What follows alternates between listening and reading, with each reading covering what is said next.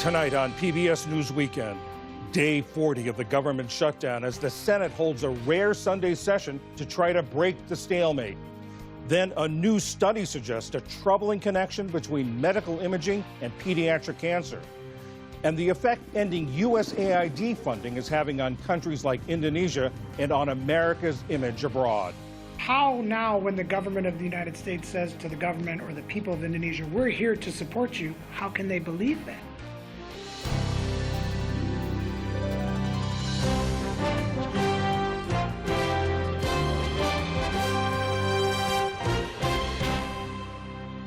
Major funding for PBS News Weekend has been provided by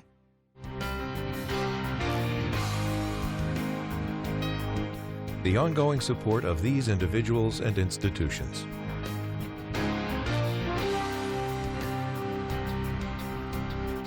And friends of the NewsHour.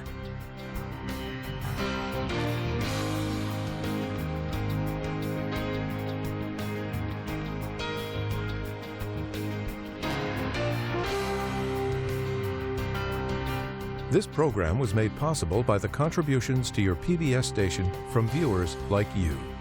Thank you.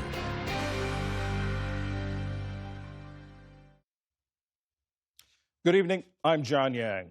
There's been another swing in the seesaw legal battle over the federal nutrition program known as SNAP, as tens of millions of low-income Americans wait to see if they get benefits payments this month. The Trump administration is demanding that states that followed a judge's orders and paid out full benefits this past week undo it because the Supreme Court later blocked that ruling for the time being.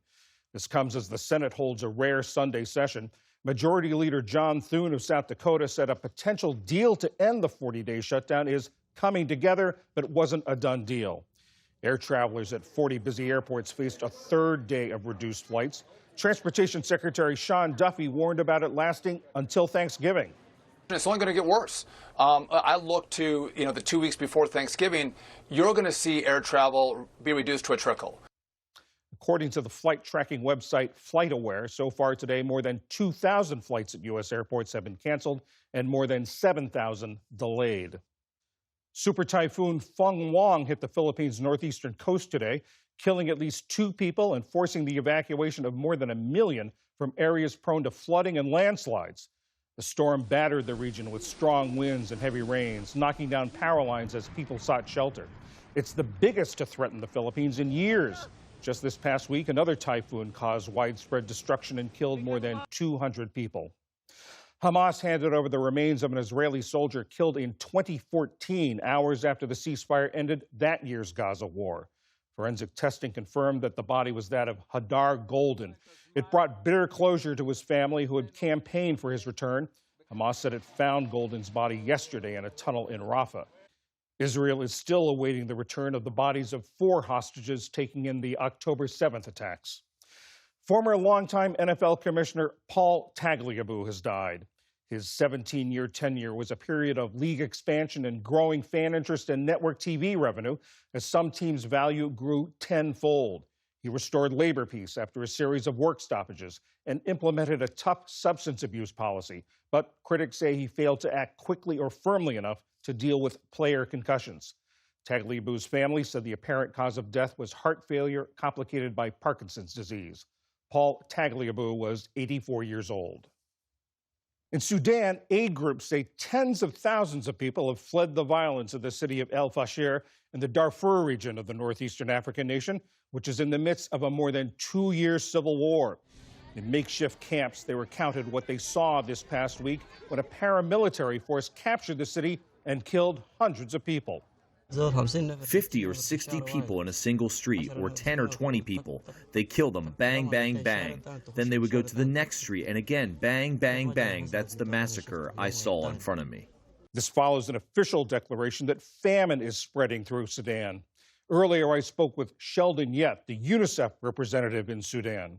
I just came back from towns on the outskirts of Al Fasher, nearby towns. I talked to women who had walked for days and days and days. This was just before the huge explosion of violence on October 26th.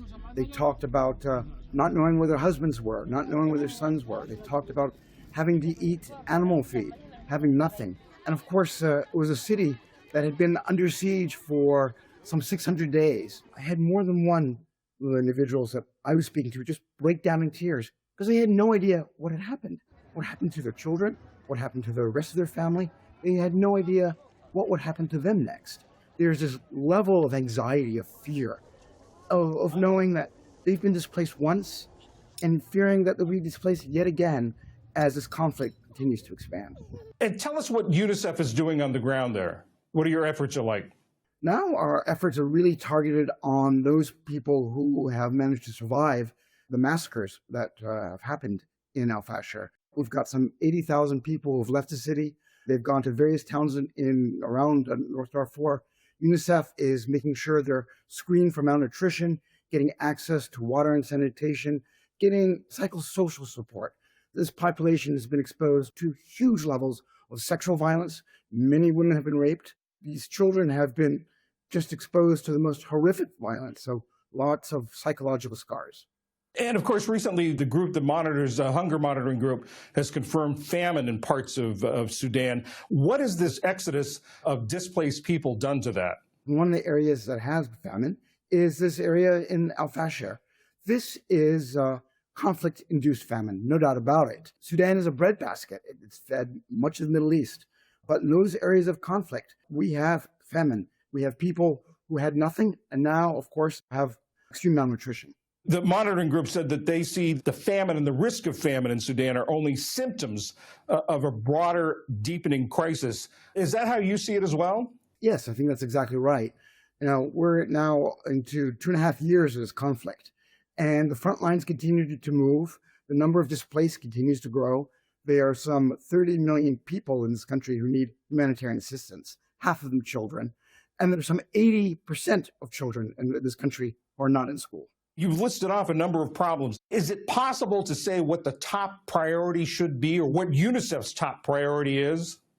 Well, I mean, it depends where in Sudan. In those parts of the country, such as Al-Fashir and other parts in North Darfur and the Kordofans, we need to see an end to the violence itself. We need to make sure that children are safe, that women, that community members, that schools are not being targeted, that people can have a normal life and can feel free to go outside without fear of being shot. What's the latest you're hearing from Al-Fashir and Darfur? Unfortunately, the instability, the violence is continuing. The numbers continue to grow. People are walking for days out of the city to surrounding communities, to host communities. They're arriving malnourished. They're arriving dehydrated. They're arriving on death's door. We're hearing about many unaccompanied children that must be reunited with their families, so their families are still alive, and must get the support they require, the support to grow up to be full citizens of their country. There's been such intense global attention on Gaza. Is there any sense that the attention has been less on Sudan, or it's been somehow overshadowed, that perhaps the world is focused elsewhere? Yeah, I mean, it's not a competition, of course, but this is the largest humanitarian emergency in the world, and you wouldn't know it by listening to the world's media. And I've been doing this work for 30-odd years, and I've never seen anything the scale of what we're seeing in Sudan. I was in Rwanda, and I see echoes of what I saw there, patterns of killings that we saw there. But ultimately, this is a political issue. This is a war. Humanitarians can only do so much, and we need the resources to be able to provide the growing levels of need that are affecting children and their families in this country. Sheldon Yett, UNICEF Sudan representative, thank you very much. Thank you. Still to come on PBS News Weekend, the link between radiation from medical imaging and pediatric cancer, and why government regulators want to ban a key ingredient in a popular herbal supplement. This is PBS News Weekend from the David M. Rubenstein studio at WETA in Washington, home of the PBS NewsHour, weeknights on PBS. Medical imaging, like X-rays and CT scans, are routine, non-invasive, and painless tools for doctors to make diagnoses. But a recent study of about 4 million U.S. and Canadian children, published in the New England Journal of Medicine, suggests that the radiation exposure from imaging could pose a risk. It estimates that about 10% of blood cancers, like leukemia and lymphoma, in the study group may have been attributable to radiation exposure from medical imaging.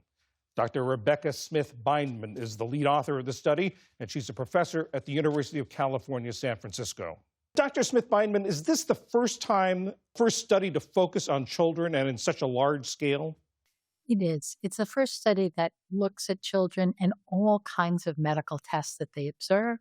And then we follow those children for a long period of time. We added up their cumulative dose of radiation from all those tests, identified which children were diagnosed with hematologic cancer to allow us to estimate the risks of those exams. Are children particularly vulnerable to exposure to radiation? They are. They're vulnerable, we think, for two reasons. First, because they have a long life expectancy in front of them, and the risk of developing a cancer from radiation is cumulative over time, and the risk lasts a whole lifetime. But also their cells are rapidly dividing, they're growing, and that makes them particularly vulnerable to the kind of damage that's caused by the radiation. The study, as I understand it, said that even low levels of radiation from 1 or 2 CT scans can increase the risk. What's the significance of that?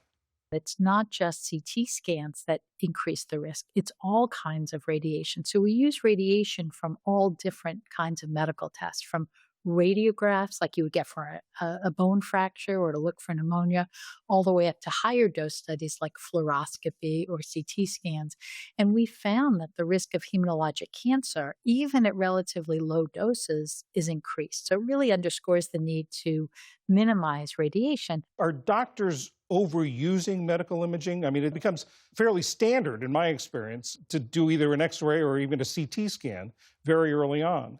I think that's a really important point. And I think what our research highlights is the need to justify every exam that uses radiation. And on top of that, to make sure that the doses we use for those exams are as low as possible. Are we hoping to learn something from this exam and not to sort of just get the exams because we can? Parents really need to be informed that the medical imaging could really help their child, but it also could be unnecessary. And so really to think very carefully every time an exam is ordered and every time you ask for an exam. Are there guidelines about this, guidelines that physicians have to follow, or if they're not, should there be? I think we need more rigorous guidelines that really help guide what tests we do in different circumstances. So I can give you a concrete example. We know that to diagnose appendicitis, we could use ultrasound instead of CT scans. And for younger children, we often do start with ultrasound. And in older children, we often go right to CT, which has much more radiation than, even just getting some kinds of radiographs that are unnecessary. So we need much more explicit guidelines, and we need to do a better job as physicians of following those guidelines and avoiding the higher dose studies if it's possible. You mentioned earlier parents. What should parents think about? What should parents do if a doctor suggests or orders medical imaging for their child? So I think it's a little bit of a nuanced situation. Parents should absolutely not refuse medical imaging, but I think they can open a dialogue and ask, do we really need this test? I'll give you an extreme example. The child was in a car accident and has severe injuries. You need to do the CT scan, and you need to do it right away. So it's circumstances like that, you just get the scans. In other situations, the doctor orders a test in an outpatient setting. I think it's appropriate for the parents to discuss it with the physician. Do we really need the test? Do we need the test now? And if we do need a test now, is it possible to replace a radiation-based test with a non-radiation-based test, such as MRI or ultrasound that doesn't use ionizing radiation? It doesn't increase the risk of cancer. So I think it's that dialogue that's so important. Dr. Rebecca Smith Bindman of UCSF, thank you very much. Thank you so much for covering this important topic.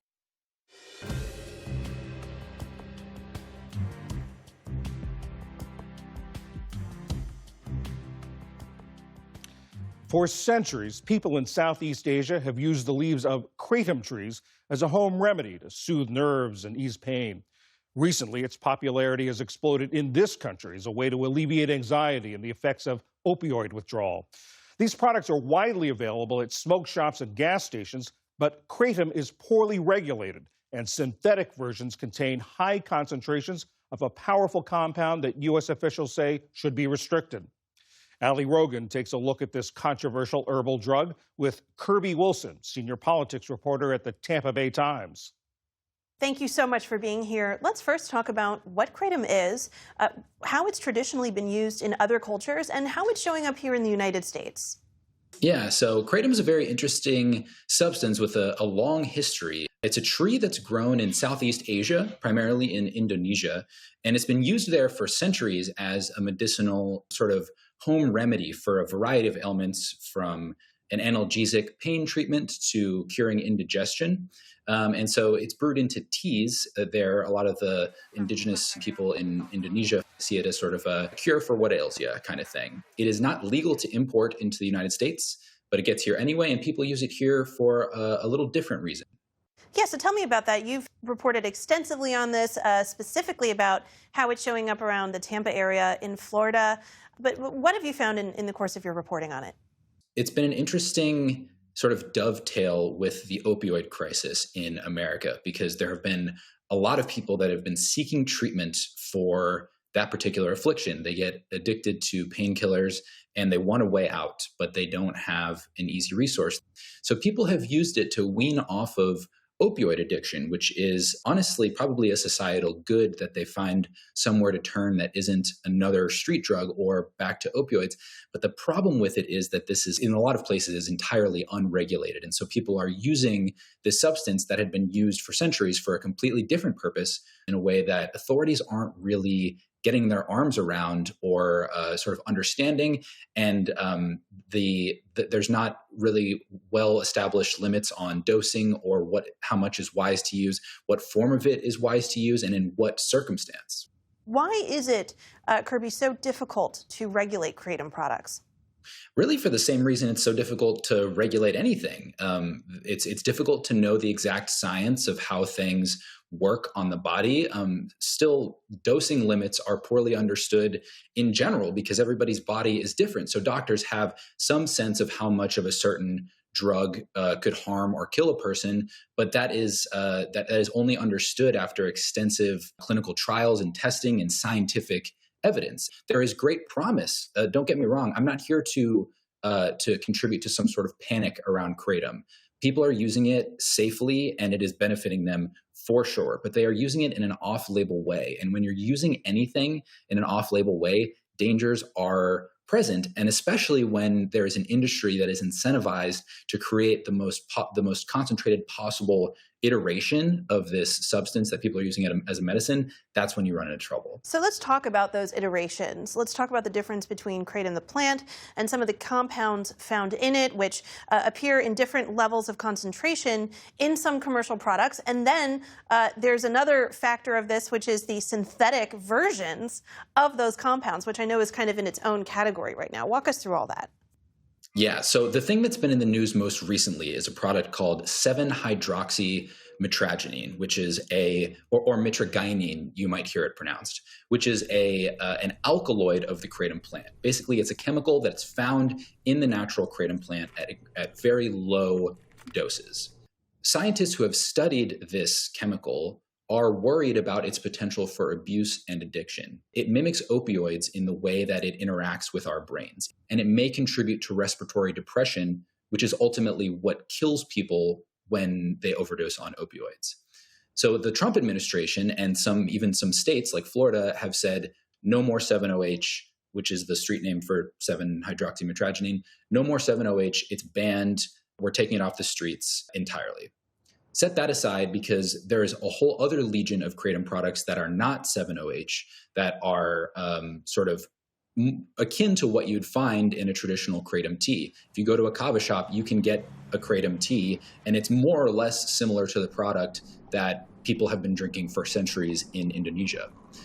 Then set that aside, and there are these other kratom products that are not 7-OH, but have highly concentrated forms of mitragynine. That is the operative ingredient in kratom, and the effects of that are sort of unknown when it comes to these high concentrated products, but they exist and they're basically ubiquitous anywhere. Anyone can buy them online in almost any state.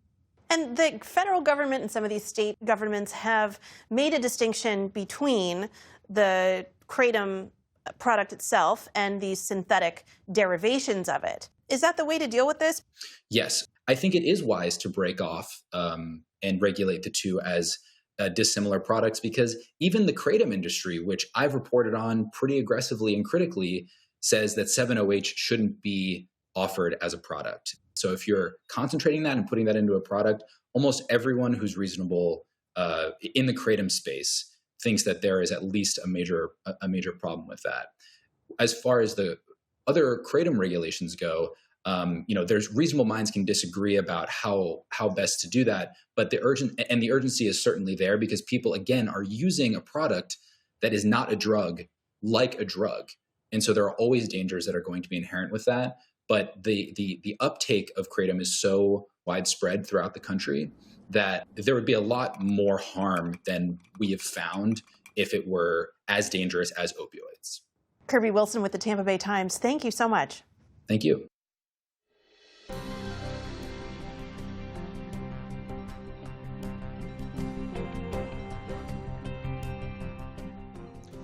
The ripple effects of the Trump administration's elimination of USAID are being felt in dozens of countries around the world, where the agency supported initiatives ranging from public health programs to infrastructure and climate resilience projects. Angeles Pampa from Northwestern University's Medill School of Journalism traveled to Indonesia to see the effect on one of the world's fastest sinking cities. Outside the capital, Jakarta, in the Tanah Merah neighborhood, residents struggled for years to get access to clean water. In 2016, USAID offered a program, Ayu Wash, that helped disadvantaged families obtain clean water. For me personally, it was really helpful. Prior to USAID's efforts, Abdul Sakur Khader pulled unsafe groundwater from a nearby well that was dug by hand. Once I started to use USAID water, I stopped using the pump to extract groundwater.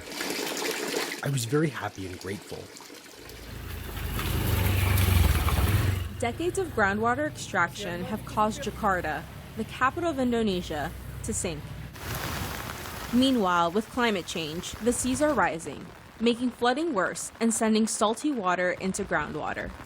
Sukri Ali is the neighborhood chief of Tanah Merah. That's why the only option was the initiative from USAID, and we were very grateful to USAID from America. The program installed a master meter to connect families to city water.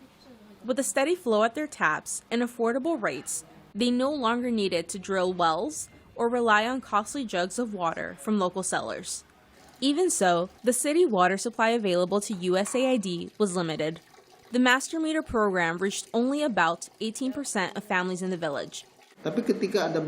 When there are countries or populations that aren't receiving such support from their governments, and USAID are stepping in to help, I think it would be a mistake for world leaders to stop those efforts globally. Jeff Cohen was USAID's most recent mission director in Indonesia. He says the decision by the Trump administration to cut USAID funding will have dire consequences. Without USAID's funding there, all the communities where we were working are either going to have to do it on their own or find somebody else to be that catalyst. And honestly, some of them never will get access to clean drinking water, will never get access to safe sanitation until somebody replaces us, and I don't think that's going to happen.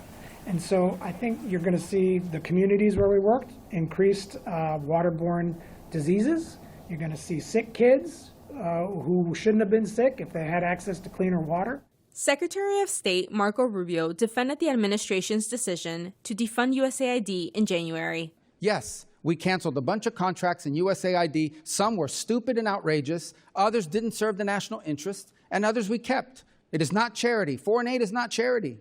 After decades representing the United States abroad, Jeff Cohen has seen foreign assistance strengthen U.S. influence. He believes canceling USAID will hurt U.S. relations with countries like Indonesia. How now, when the government of the United States says to the government or the people of Indonesia, we're here to support you, how can they believe that? As Indonesia confronts the pressures of rapid climate change and urban growth, the question is whether its government can keep the taps running without help from USAID. For PBS News Weekend, I'm Angeles Pampa for the Medill School of Journalism in Jakarta, Indonesia.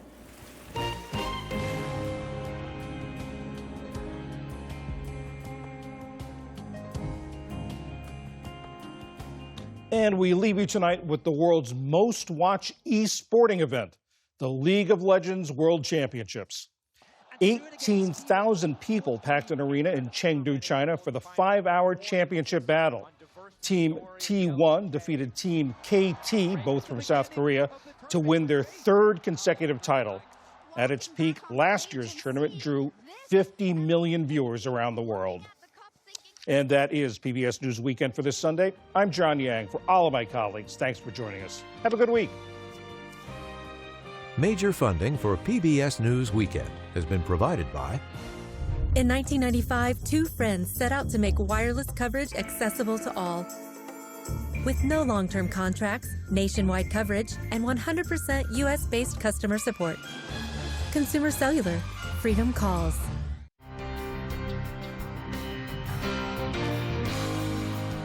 The ongoing support of these individuals and institutions.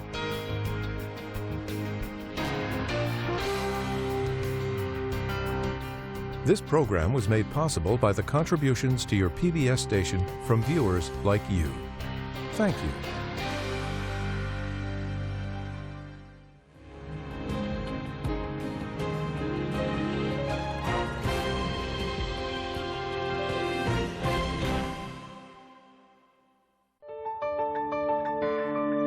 You're watching PBS.